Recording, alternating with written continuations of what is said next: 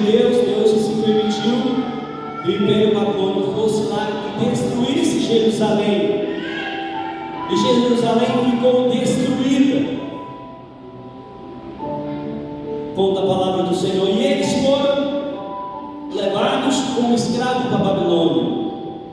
E se vocês conhecem a palavra de Deus, o profeta Jeremias, ele profetizava, ele falava que o povo de Israel, o povo de Deus, eles iam ficar cativos por 70 anos. E assim o povo ficou escravizado, sendo dominado pelo Império Babilônico.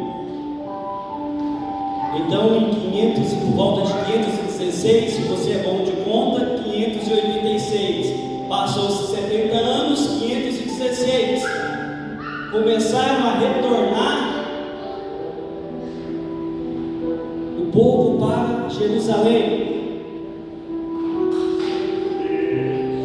E Neemias, a história de Neemias é contada por volta de 445 anos antes de Cristo. Então quer dizer que parte do povo já tinha voltado, porque a conta antes de Cristo era bem regredindo até chegar em Cristo. Então 516, mas mesmo assim aqueles povos que voltaram para Jerusalém, a cidade ainda estava totalmente destruída. E Neemias, já em 446, Neemias, que era o quê? Copeiro do rei. Nesta época, o Império Babilônico já tinha sido tomado o seu poder pelo Império Persa. E assim, o rei era, na época de Neemias, o rei Artaxerxes.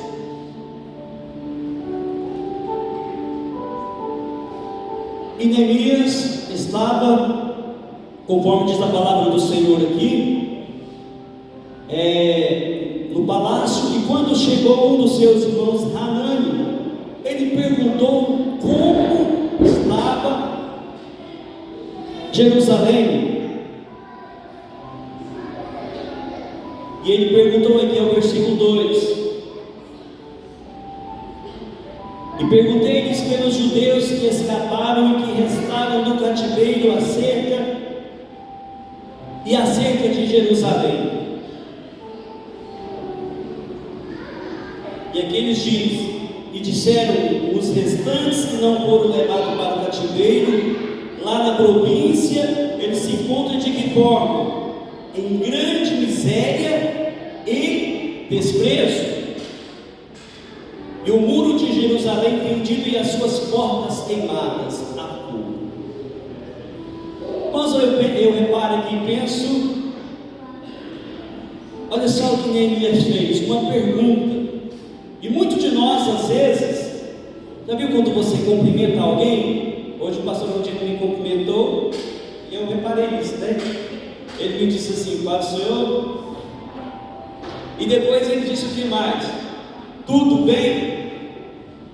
Ou você, quando cumprimenta alguém, você cumprimenta com bom dia, e depois nós falamos culturalmente, ou às vezes por proforma, só dizemos como vai.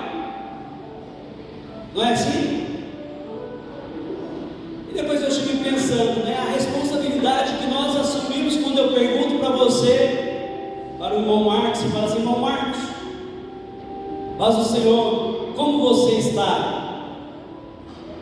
Será que quando eu pergunto, quando nós perguntamos, realmente nós estamos interessados em saber como ele está? Ou às vezes perguntamos só por proforma, só por hábito, só por cultura? Se o irmão Marcos disser aí, se ele pensar assim, às vezes eu falo assim: não precisa nem me contar, não quero nem saber, porque a minha situação também não está bem, então eu não quero nem saber. Então às vezes nós perguntamos só por perguntar, né?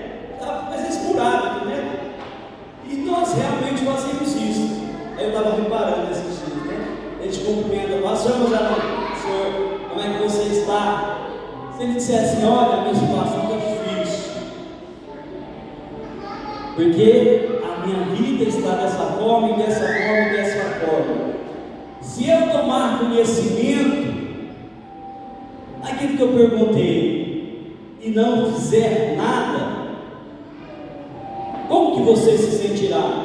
Será que nós, como cristãos, com pessoas que têm o Senhor na nossa vida, alguém diz para mim: olha, eu estou dessa forma, lá em casa não tem isto, a mulher está enferma, eu estou desempregado. Será que você vai pensar assim: olha, eu não quero nem tomar conhecimento? Ou